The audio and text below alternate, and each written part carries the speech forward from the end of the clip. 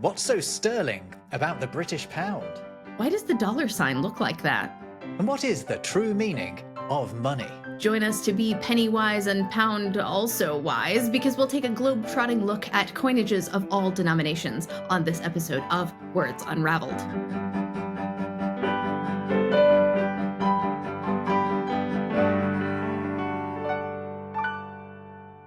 Before we get started with today's episode, we have some exciting news! Yes, we do. We have been nominated for a British Podcast Award.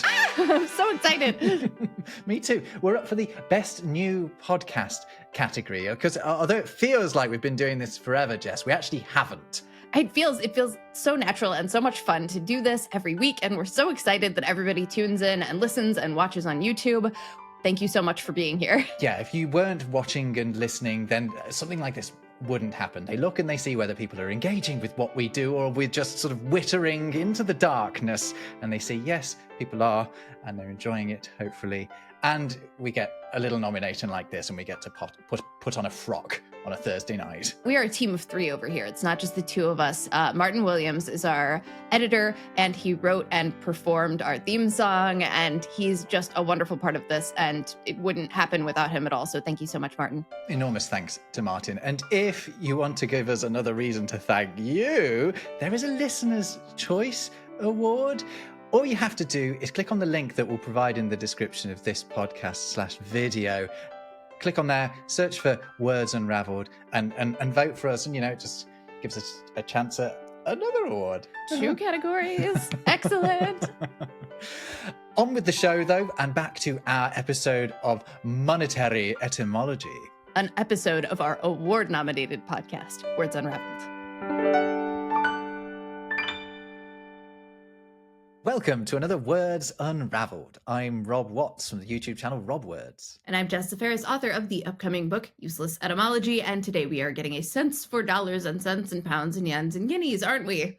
Yes, we are. We're going to be exploring the origins of all manner of currency, so you can separate your rupee from your rand and your ruble, but we're going to be talking more broadly about financial terms, and not too like sort of geeky financial, more like, the stuff you hold in your hands, the money, the moolah, the spondulics, the wonga.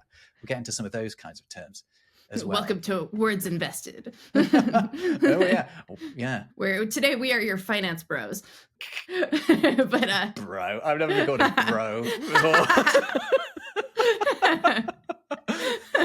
Okay, Jess, let's start, as we often do, with the word that is our theme and where it comes from. Money. Yes, money. Where does the word money come from? Okay. So this word existed in Old English, and we have relatives in Old French, but ultimately it's from the Latin moneta, meaning a place for coining money, a mint. But it has this wild history behind it because there's nothing inherent in the word that implies cash or money or anything. It's because it is from moneta, which was a title or an epithet for the Roman goddess Juno. And there was a temple to Juno on the Capitoline Hill where money was coined and precious metals were stored. So it probably means something like to advise or to admonish. And in fact, it's related to the word admonish as well as all of our words for thinking, like mental and memory and amnesia and mantis. Wow. So there's money in admonishment and in mentality. Mm-hmm. Also, wow. There's thinking and prudence hidden within money itself, whether you use it wisely or not. And so moneta, the name of this goddess, well, I say a name of a goddess, the goddess is Juno, right? It's the same, one and the same. We get that word from the fact that at their temple, you've got this money being produced or being minted. There we go.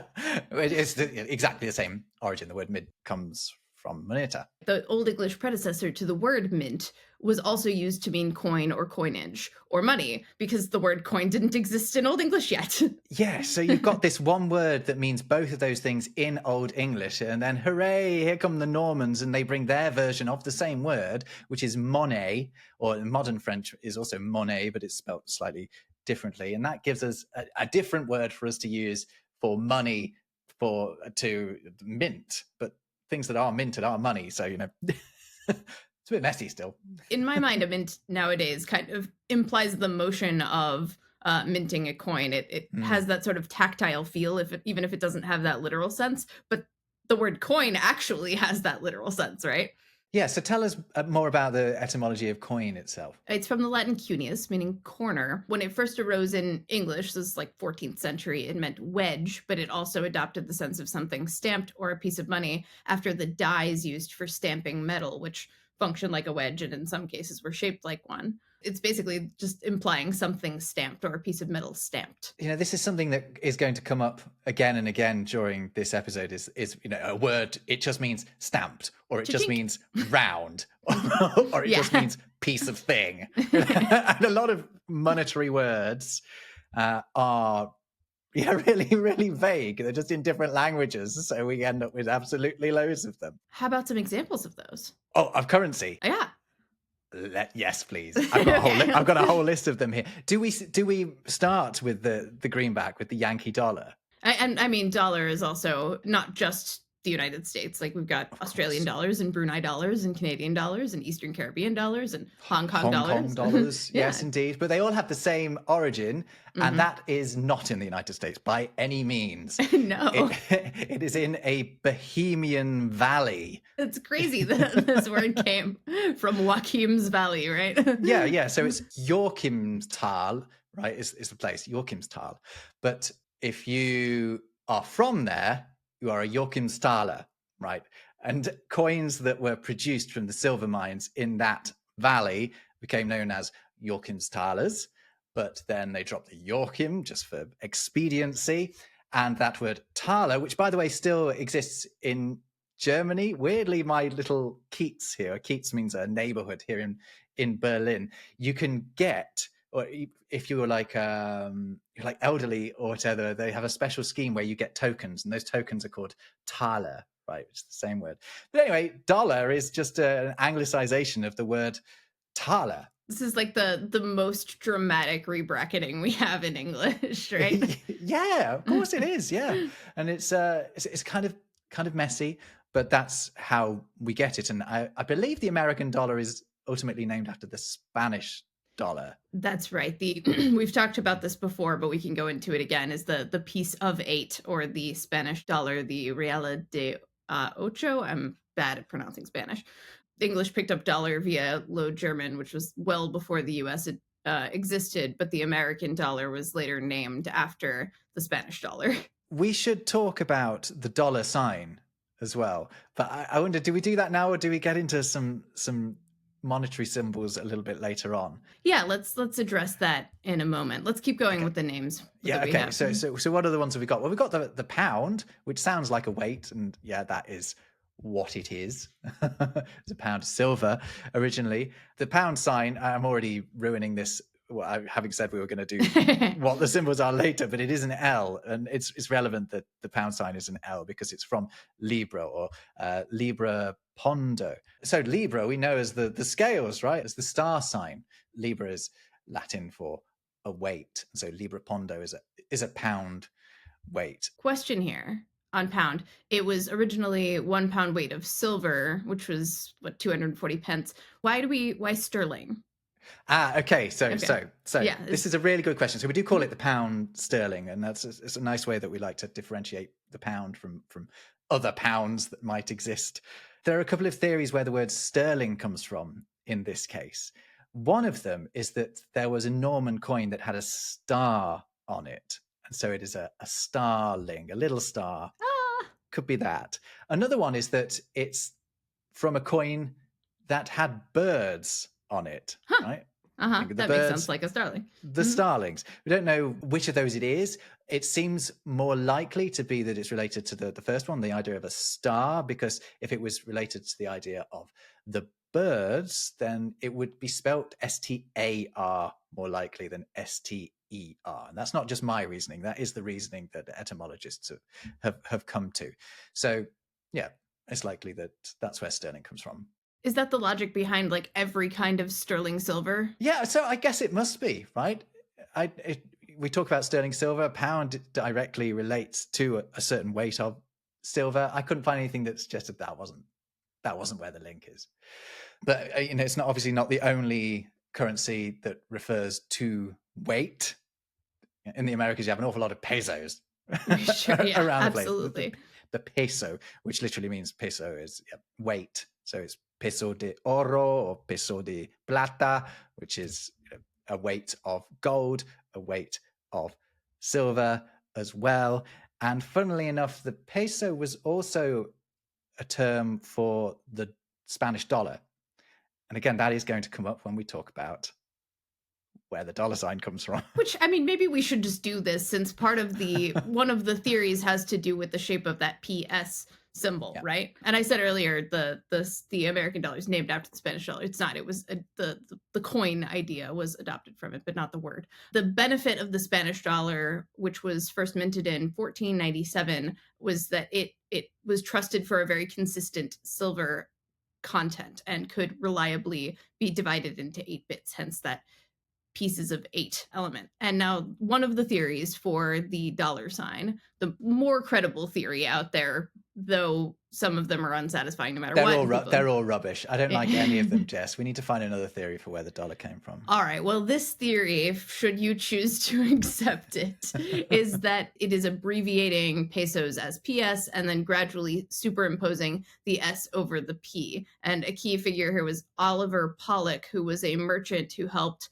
finance the American Revolution from Spanish New Orleans, and he merged PS supposedly in ledgers from around 1778. And then this was adopted by financier Robert Morris, who officially began to use it in US correspondence. That's the more credible theory. And I can see, okay, so the reason I will lend this one credence is because I have seen the many shapes ampersands can take and the closeness with which they are to the original Latin elision of ET.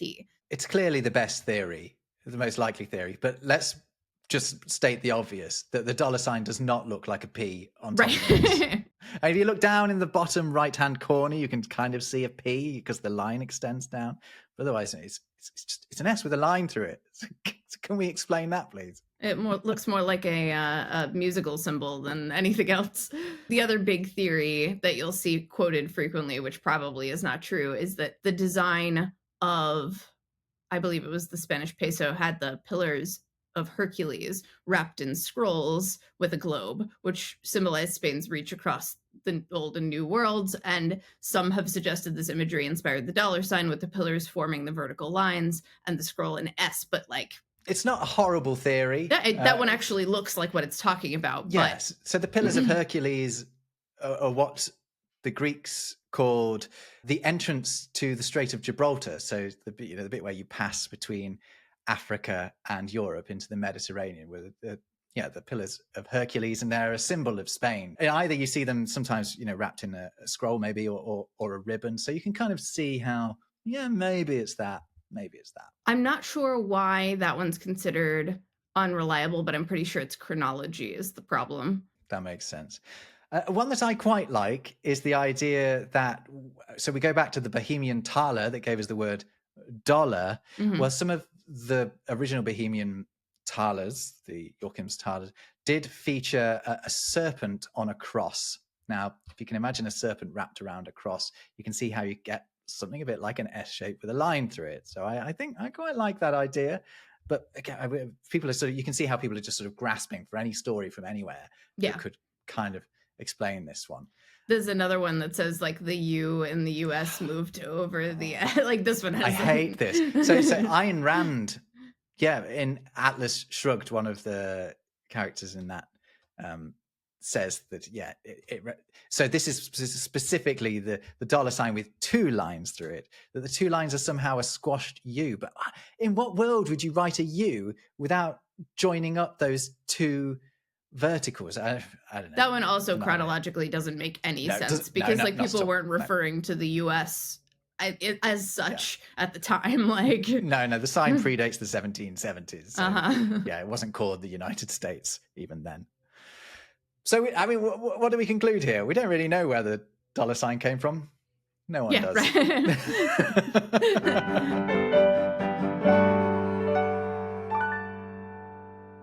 We did manage to explain the pound sign accurately, though, which is this L for Libra Pondo. The euro sign as well, nice and easy. That's the Uh-huh. Greek character epsilon, but they stick an extra line through it. Why do they do that? I think it's supposed to, so they say it's to represent stability. I think it's just to make it look like a I think it looks more currency like sign. money that way, right? Yeah, I think so. Another interesting one is the rupee sign, which people might not immediately be able to call to mind. But what it looks like is a capital R without the vertical line, and then with another horizontal line that's just intersecting the round bit, right? And that has only been in existence since 2010. Surprisingly No new. kidding. Yeah, absolutely. And it's the result of, I would say, a competition, but they garnered suggestions from ordinary Indians in India. The Indian government did, and this is the design that they settled on. And they explain it as it being a Devangari letter representing Ra, crossed over with a Latin R without the vertical line, and then these two lines, it says, represent A, the Indian flag, and B, I don't know why I'm representing letters with my fingers here. For podcast listeners, apologies. A, they represent the Indian flag, and B, it represents the equals sign for an equal society. I smell bull, but whatever. It's a surprisingly new sign. We do seem to have a habit of retconning our currency lore. Yeah, absolutely. Well, it's because they've become important national symbols, right? As well as so anything else. We have to give them feeling. Yeah, it's true. There was so much faff when it came to coming up with the European single currency around what to call it, as you might imagine, because Europe is so brimming with different languages and varied cultures who don't necessarily share an awful lot in common. And so the original idea for the euro was to call it the ECU, ECU, which is the acronym for the European Currency Union. But the problem with that was there's an old French coin called an écu. And so they're like, oh no, we made it too then. Specific. Yeah. So what are we going to call the euro? And they decided all of this in 1995. There were various suggestions. The Brits suggested the florin because at various times lots of European cultures have had a florin. Interesting to know that the Brits did not adopt the euro, so what they think doesn't really matter. What we not much weight or pounds behind that opinion. Very good. Very good. Other suggestions were the ducat and the couronne, because actually they're and there remain lots of European currencies that mean crown, which I'm sure I will mention a little bit. Krona, Swedish and Norwegian, and yeah, exactly. So to call it the couronne, English currency, the British currency had a crown as well, and often there's a picture of someone wearing a crown on a coin. That's why. But no, they went with euro. The credit for the idea has often gone to a Belgian Esperantist, called Germain Pirlot.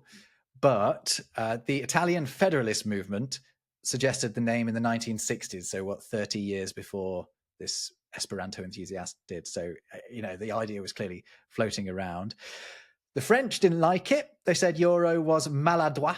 It was clumsy, maladroit.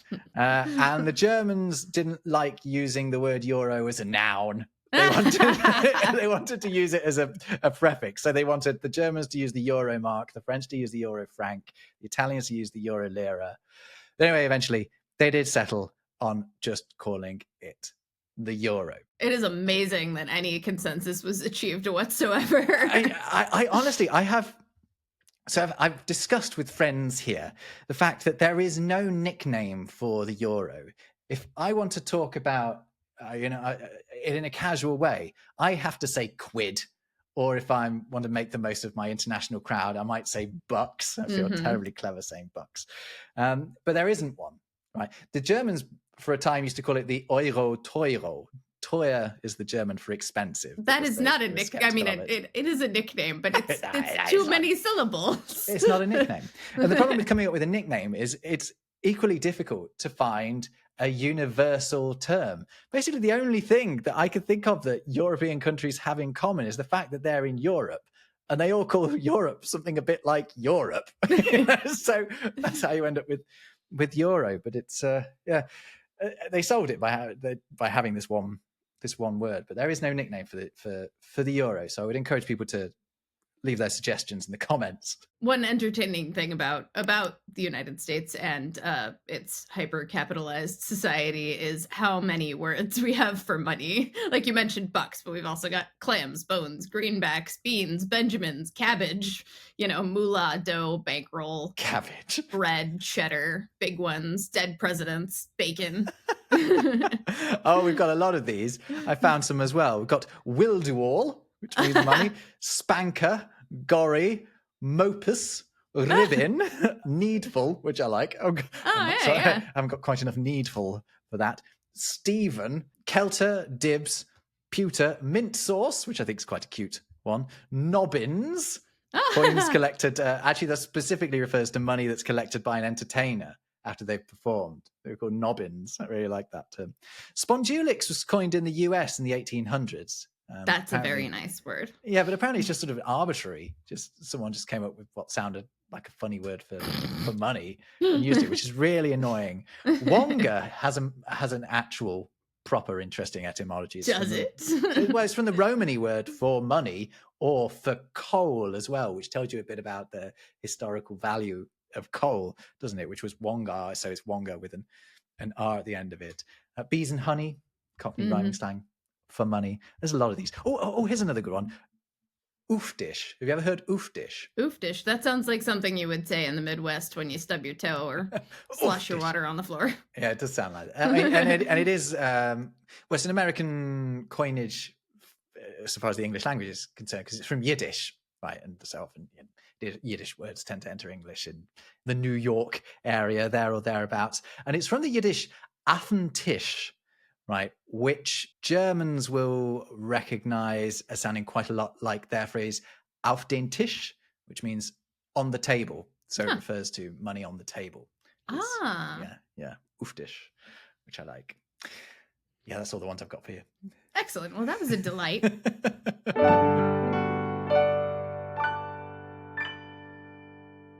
Should we talk about, I think one of the more universal pieces of currency would probably be the penny, right? Not universal, but it occurs in many places. Yeah, we've got it. You've got it. Where does it come from? It has meant that for a long time. Yeah. The first true pennies were minted in the late 8th century and were inspired by Carolingian silver coinage. And they were these light, wide silver coins. They were 1/240th of a Saxon pound. And each one weighed exactly 1.46 grams. And it's a thoroughly Germanic word, is penny. It seems like it's a word with a suffix at the end of it. So you've got that E at the end of it, and it's pfennig.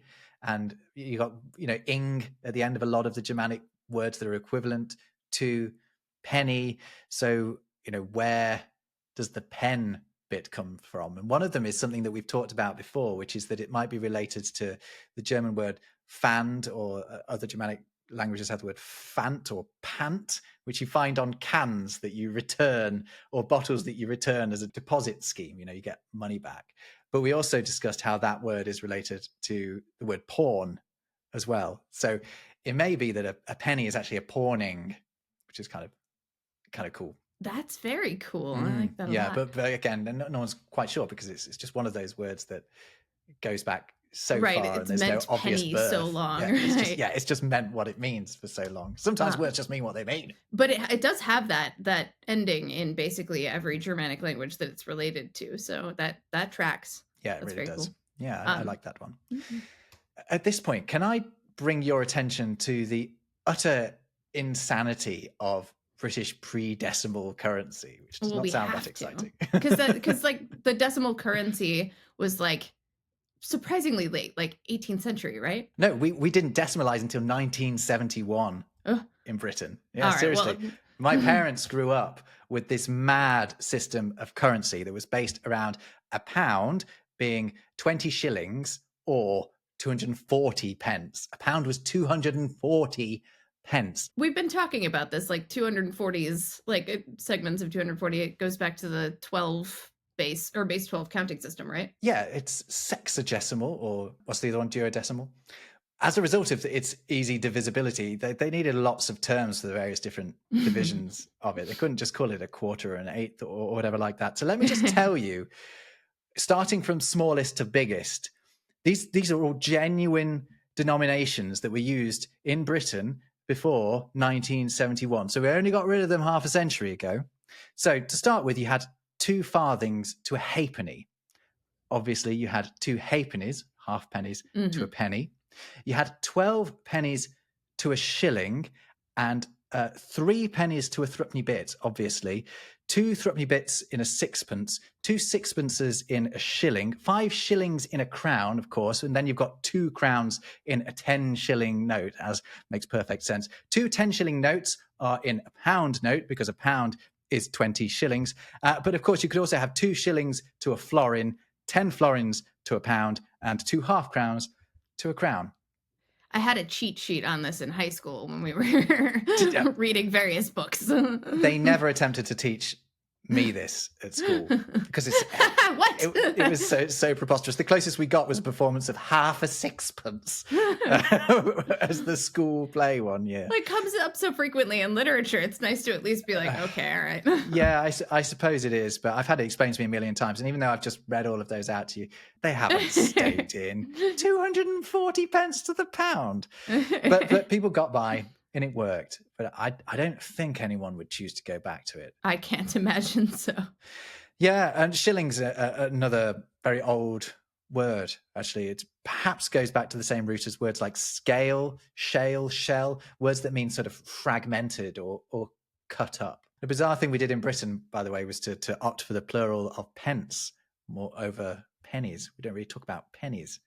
And we even use that with 1 pence, which is barking and But it's grammatically the same backward. source, right? Yeah, Etymologically. pennies and pence mean the same thing.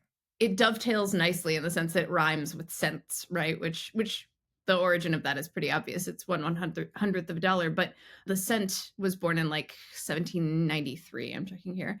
We had the chain cent, which was like a copper coin that no one liked or used, and it wouldn't be called a penny until about 1889, which borrowed the early the notion of 1/100th of a dollar based on the idea of because the word cent is from the Latin centum, meaning 100, but it didn't mean 1/100th of a thing until we sort of connected to the notion of percent, like per 100. Ah, when we do that, we are saying per 100 every Hmm. time. Like per mille is another thing you can say, which is per 1,000. People don't say it very often, but per mille is another thing.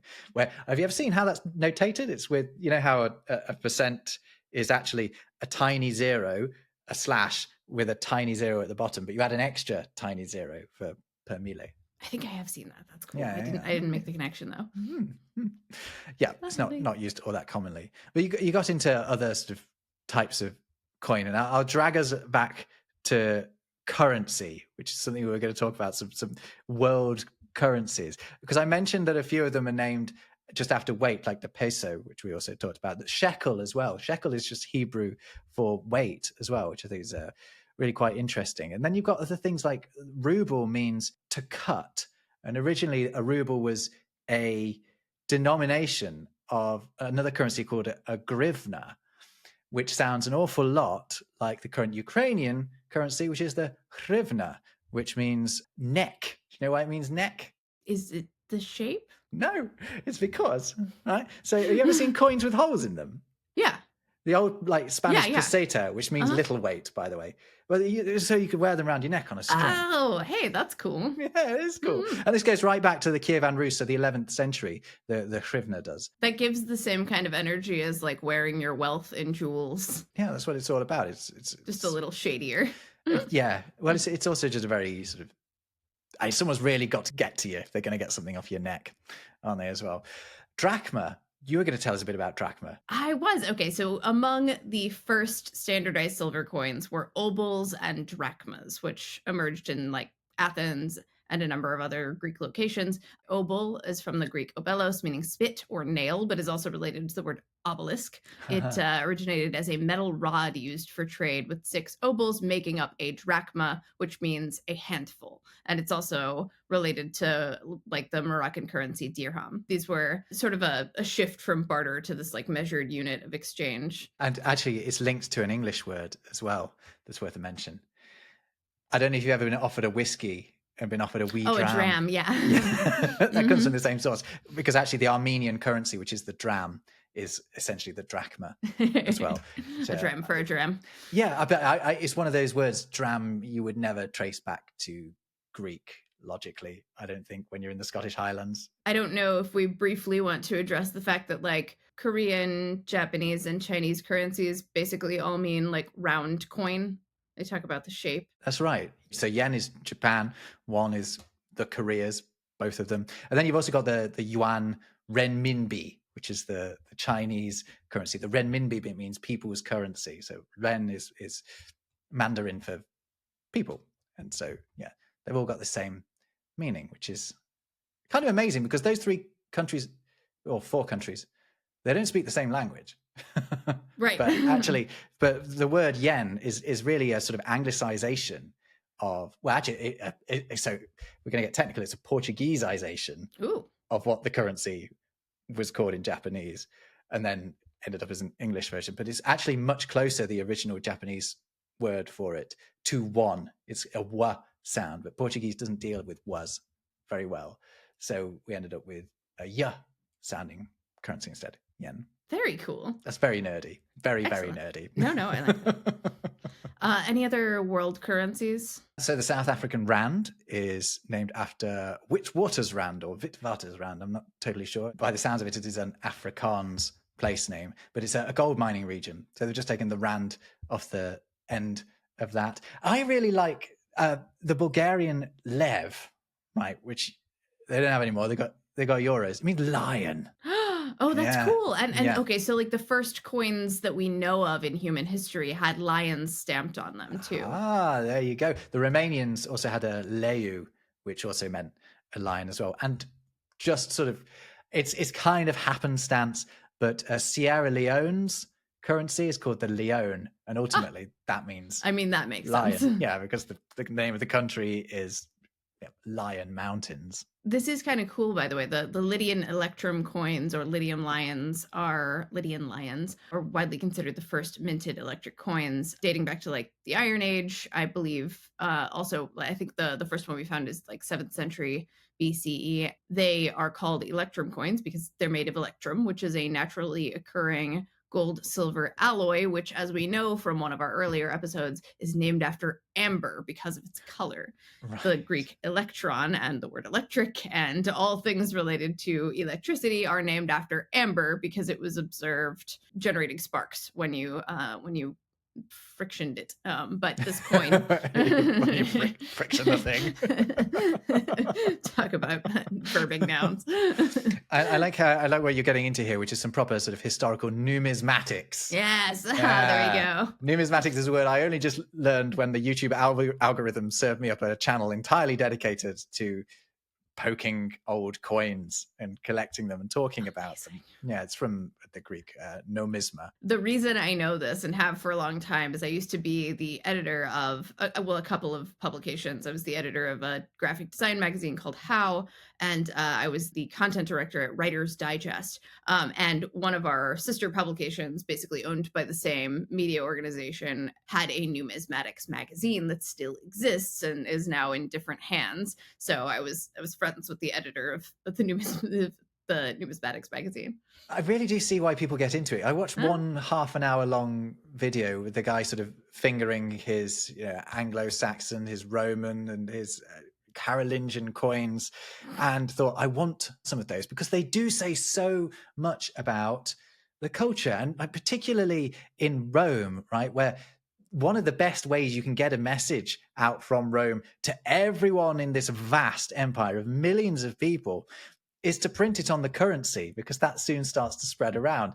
And most of the time, most Roman subjects, citizens of Rome, would not have known who the emperor was. And it wouldn't have any impact on their life. It'd be far too far away. The only way they would know is to have a look at the coin, and it would tell them who the emperor was, which I absolutely loves it as just a fact of the importance of these little things, other than just that they are currency. I do wonder to what extent the presence of American presidents on currency has influenced the presidents that your average kid or person knows the most about. You'll sometimes run into people who think that Benjamin Franklin was a president because he is on money.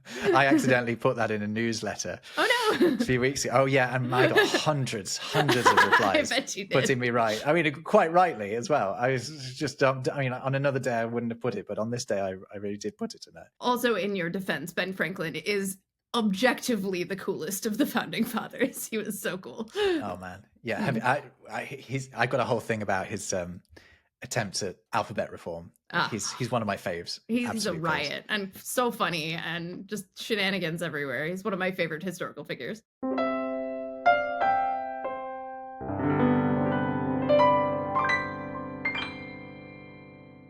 We talked about currency. Another revelation for me in researching this is that the current of a river and something that is current, as in nowish.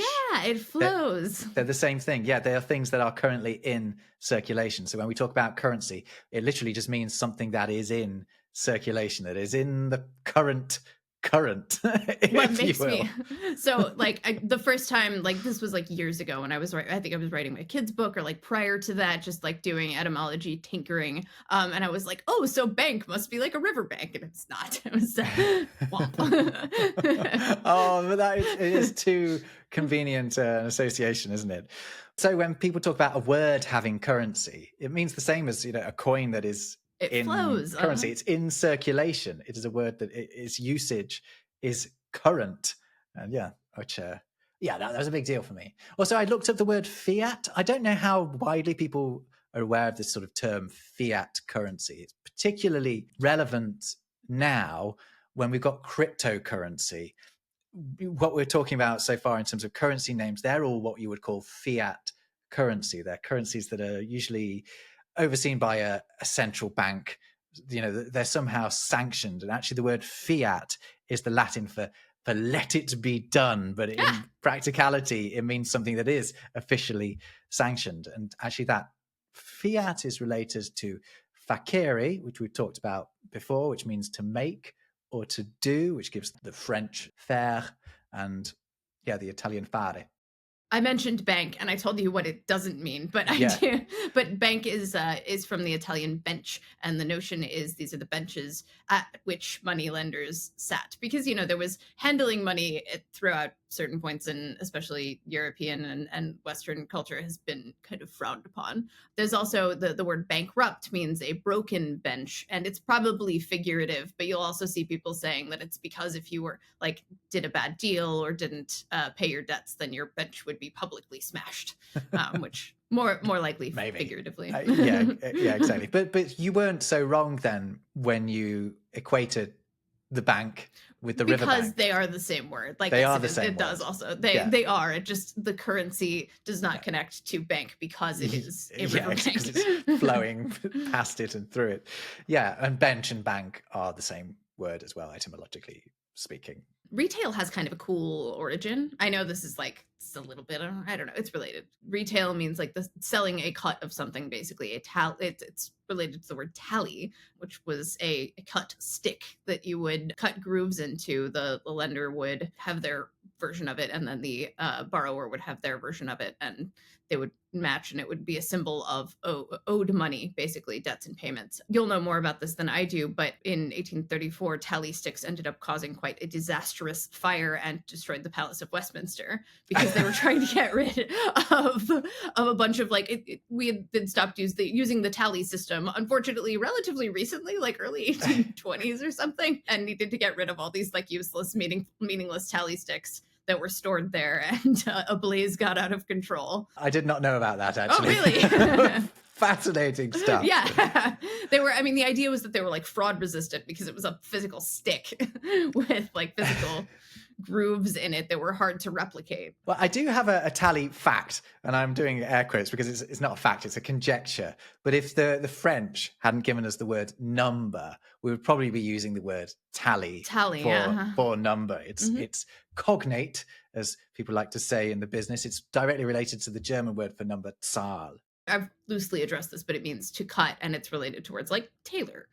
In retail, there is tailoring. Yes, retail implies the re in that implies cutting a segment of something. So you're selling when you sell retail, you are selling a smaller cut of something, a smaller amount of it than you would for wholesale. Oh, so that does directly contrast it with the phrase wholesale. Yeah. No, that is just like made a connection in my brain that is not going to go away. So yeah, retail, wholesale. One is Mhm. selling the whole, the other is selling the parts. That's great. That's very fun. I've worked in B2B media for so long that I feel like I played around with these words while I was running parts of like Commerce Week and things like that. I should have a load of these in my back pocket because I was a business reporter here in Germany for a very long time. You can go down the finance route, and I'm sure there's plenty of interesting etymologies in there, but really it's the stuff that people hold in their hands that I think is just the most I think so too. fun to I do. talk about. Should we briefly talk about just mention the origin of the word finance? Oh yeah, do it. It means end. It's fini, you know. It's the Latin finis, same with finite and everything else. The notion that a payment that settled a debt was the original sense of finance, from the concept of like finalizing accounts that came from the realm of finance, encompassing management and investment and money planning. This reminds me a little bit of the origin of mortgage, which I think we might have talked about before, which is a Yeah. mortgage, which is a death payment, but it's not referring to the death of anyone involved. It's referring to the death of the deal on the payment. So either the payment doesn't get made and the deal dies, or the full payment, because originally a mortgage you would just pay it all at once, is made, and essentially, yeah, the agreement dies. The agreement is finito. Yeah, it's funny to say that like your mortgage is this death pledge that's like something you take on until you die, but that's Yeah. not, unfortunately, that's Yeah, not it's the sort of case. a half remembered explanation of it is that, yeah, you're signing a death pledge, which you sort of are, but not in the way that you should be frightened of. More in the like, oh darn dad humor kind of way. Yeah, exactly.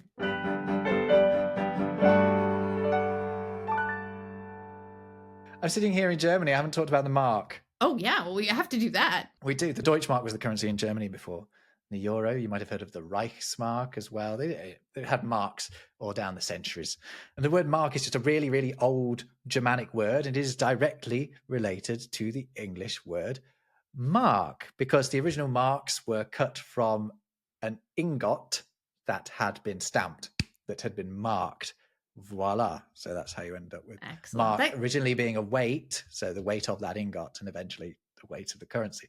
You see how you got the same story. Isn't it amazing how in all these different cultures and languages you have this sort of same progression from, because we talked about the word talent in our episode about the That Bible. one blew my mind. Yeah, that is amazing. So a talent was originally a weight, and well, not originally, but let's skip that bit.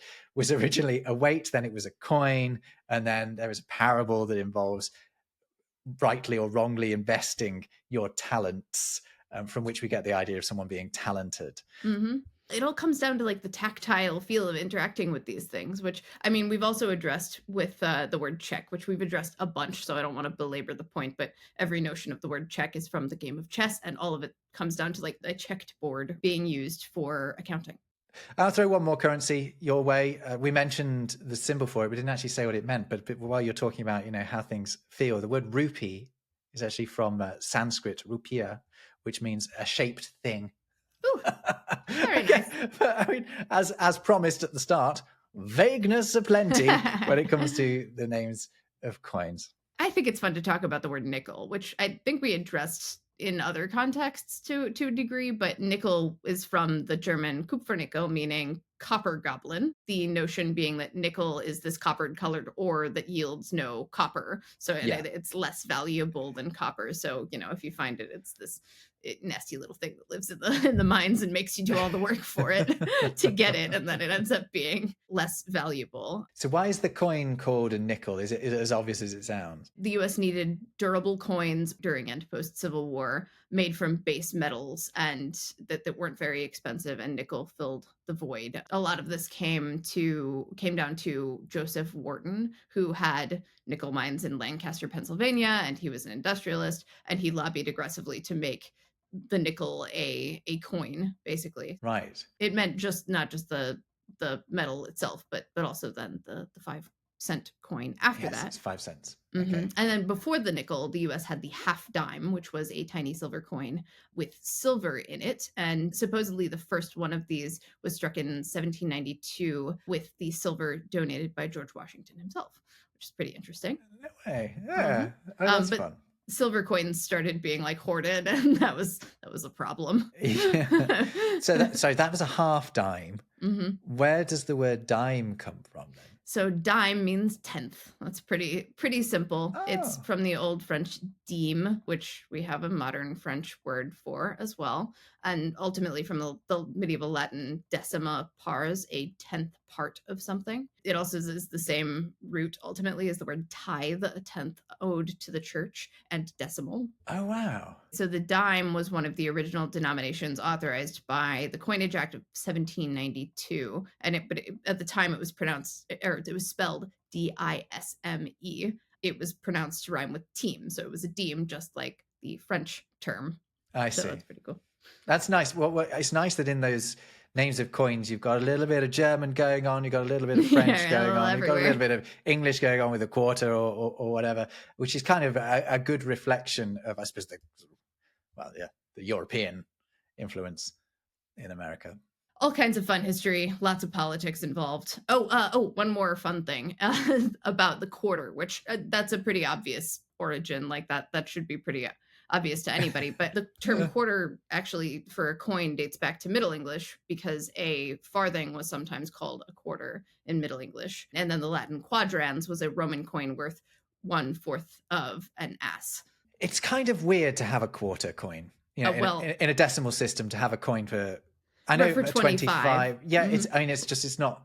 It's not round enough. Yeah. I think it's because, you can do half or a half of a half. Yeah, exactly. But that logics to me a little bit. But one of the things that I wanted to mention about the quarter as it stands today, in 1965, when silver prices were rising, the quarter was replaced with a copper nickel clad composition that had 2 layers of 75% copper, 25% nickel, with a pure copper core in the middle, like an Oreo. And because it happened during LBJ's presidency and under his reforms, it is called the Johnson sandwich. No. Yeah. So the the quarter as we know it today is called the Johnson sandwich. I am not offering anyone a Johnson sandwich. I don't care how much they've earned it. LBJ would think that joke was hilarious. So okay, good. Yeah, I suppose his initials are quite funny as well. Oh, and he loved it. It's still pretty expensive to produce quarters. I want to say, as I looked this up, so if it's more updated since then, maybe that's changed. But in 2011, it cost 11.14 cents to produce each quarter. Yeah, it'd be dreadful if it cost more to produce than it was worth. Well, that's happened before, which is why we've resorted to things like nickel to make them. There are 2 very different types of coin historically, aren't there? They're the ones that, their value is directly related to their weight, and that's why so many of them are named after weight. And then there's this, I suppose, the more sort of symbolic currency. Like you think about a note. A note is essentially a promise, right? It's not, and it is money, but at the same time, what it really is I think, is it British notes that it says, I promise to bear the holder of this note £10, for example, signed by the governor of the Bank of England.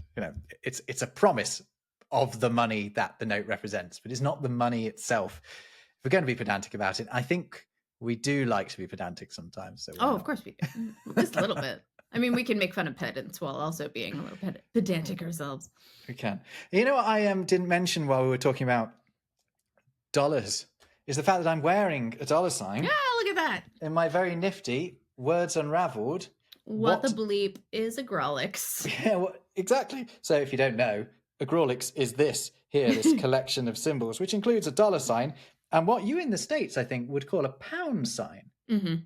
Although these days, Or maybe more I likely a mean, hash or yeah, I something. do wonder if like more. I mean, I would call that a pound sign, but I don't think that anyone born after me would. Well, I think a lot of people would call it a hashtag now, which I've always Yeah, found that's kind of what I was. annoying. It's only a hashtag if it's got something written after it. It's a tag with a hash at the start of it. It's got there are loads of different names actually for that symbol, the one that looks like a noughts and crosses. Or you call it noughts and crosses in American? We don't, but What do you call that game? tic tac toe. Tic tac toe. Okay. We're talking about the same thing, right? The board. Yeah, looks we are. like that, Yeah, and then you you're do right. X's It and is. O's. Yeah, Yeah. exactly. X's and O's. Mm. Yeah, we call it noughts and crosses, which actually sounds incredibly British when I say It that. does. Anyway, this T-shirt available in our shop, as are many other great designs that have been selling remarkably well. Join the latest fashion trend, which is some wordy, nerdy merch. If you want to check out like why Grolix means that, we've got an earlier episode on what was it about? That was our swearing episode, I think. No, it wasn't. Was it? It's one of our earlier episodes. Go listen to all of them. Listen Find to all. it. And Scavenger you'll hunt activate. Or we'll work out which one it is and we'll leave a link below. Yeah. One or the other. But I think that about wraps us up for this. Yeah, let's call it money-centric episode. This was money and time well spent. Very good, Jess. I really enjoyed this one, particularly going through all of those names of the currencies and the old coins that you told us about, as well. A few revelations in there that I am not going to forget. Thanks, Jess, and thanks to you for watching/listening. See you next week.